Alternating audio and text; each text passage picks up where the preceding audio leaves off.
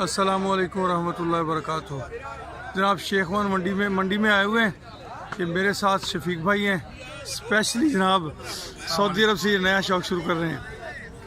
क्या हाल है जी? अल्हम्दुलिल्लाह। कैसे तशरीफ लाए रहीम यार खान?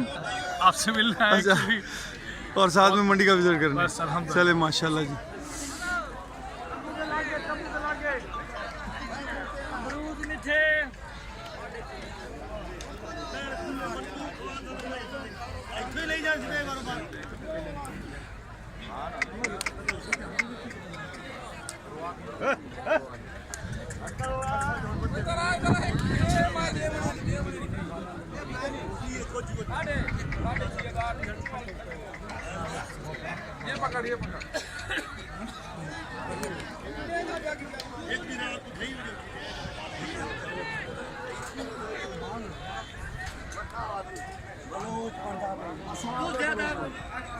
चुप कर रवजी तेरी औकात मैं तो एकदम बस चुप कर।